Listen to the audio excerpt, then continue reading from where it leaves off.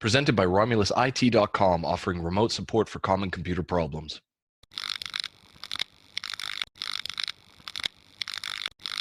Um, when you mentioned vodka, I've always read that was sort of Vinnie Paul's drink of choice and what allowed him to sort of carry on doing that day to day. We lost him quite recently, and frankly, Pantera was always my favorite band. What was that like to you? Because I've read the media for a number of years, and you've always been exceptionally positive and flying the flag for that band.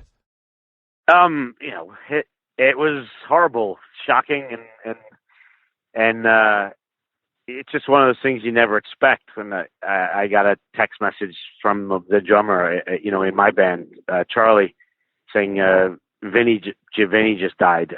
It's unreal. It's just complete disbelief and unreal. What do you want me to say? We were friends since '85 or '86. Spent a lot of time together over the years. Just an awesome guy, just a great guy, someone who I considered a friend outside of band life. We were friends outside of the fact that we both played in bands, and we both, have been doing this for so long. We were more than just band acquaintances, which I have a million of. But Vinny was one of those few people that I've met over the years because I'm in a band, and a friendship develops that transcends what you're actually doing in your professional life. He's someone I would hang out with outside of, us playing shows together or things like that. Yeah. Well, I remember in the media, again, probably going back about a decade ago, and I believe it was you who'd made the comments, and it was something along the lines of, look, during the 90s, we never actually made a lot of money touring with Pantera, but we kept going out with them consistently because they were just the biggest party band. What sort of made them different, I guess, compared to a lot of groups around that time? I don't know, because we didn't really tour with a lot of bands in the 90s. We were either headlining or we did 3 months with them between 97 and 98, and they just made it a lot of fun. The excess on tour was it was pretty mind-blowing. We had never had excess like that in our camp, certainly, even as crazy as maybe as we had ever gotten. It was never at those levels because none of us had a tolerance for the amounts of booze. We were just different people. But when we'd hang out with those guys, I don't know, you just tend to let your hair down a little bit more. And as Daryl would say, you just go with it. And I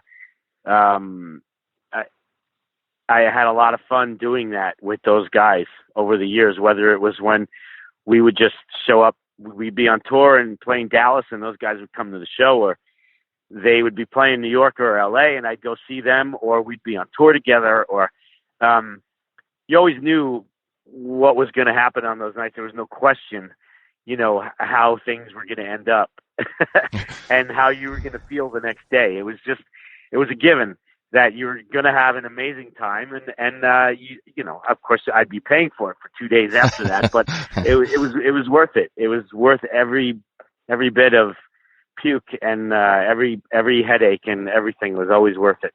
And how does with the community where I assume a lot of you guys talk to each other, do you hear about the strife in band before it comes out? So when they were going through their breakup in 2001 or that time, do you guys start to hear about that, or is that still news to you guys at that point in time?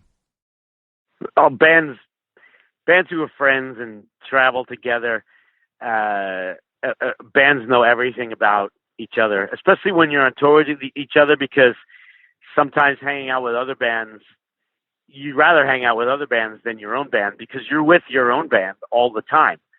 So it's fun to be able to have a new dynamic and hang out with other people. And it can be very therapeutic as well, just getting to hang out with other people and realizing that the dysfunction of your own band it's not just you, it's every band. And of course, Pantera was as dysfunctional as every band out there. Basically, every band is a dysfunctional family. I don't know a band that isn't. Right. I mean, I don't know that it exists, that Or I should clarify and say any band that's been together longer than 10 years definitely has its dysfunctions. It has to. If it doesn't, then there's really something wrong.